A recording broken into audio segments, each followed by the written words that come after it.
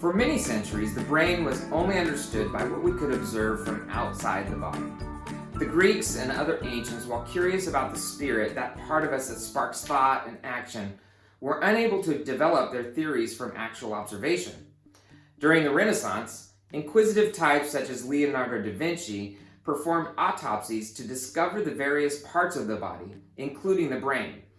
During the scientific revolution and into the 19th and early 20th centuries, psychologists developed new theories about how the brain interacted with the person, and biologists developed cell theories, discovering neurons and their related synapses that spark from neuron to neuron. This is where many of us left off in our high school biology classes. Today, neurologists, through various brain scanning technologies, are able to view the brain in action with a wide range of thought processes, sensory inputs, and drug interactions. Through these observations, a deeper and more holistic understanding of brain regions and the actual firing of neurons can be seen.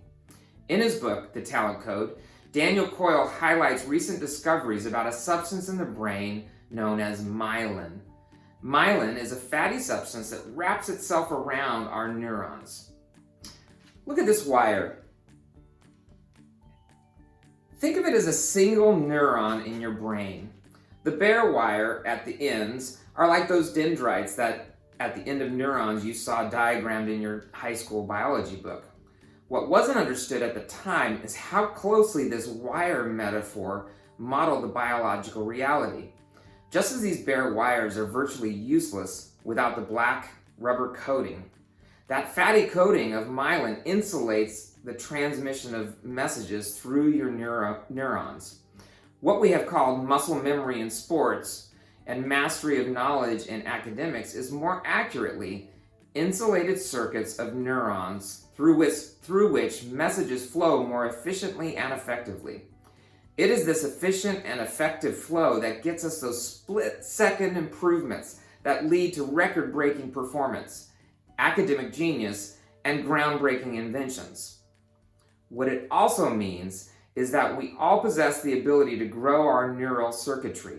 In the Talent Code, Daniel Coyle calls the process deep practice. When we focus our attention with intention to master a skill, myelin wraps itself around the neuron circuits, improving the connections. Where we come in is the mystery of the mind and body relationship. Each of us has a self that directs attention. This self directs various parts of the brain to bring our attention to something and block out the distractions that vie for that attention. We will discuss these various parts in the future episodes. For today, our main focus is on our ability to myelinate our brain's neurons.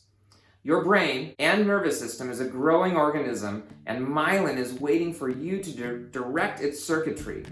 This is possible through exercising the art of deep practice. Stay tuned for simple strategies of deep practice brought to you by Burst, inspiring, engaging, persisting, and flourishing in school and life.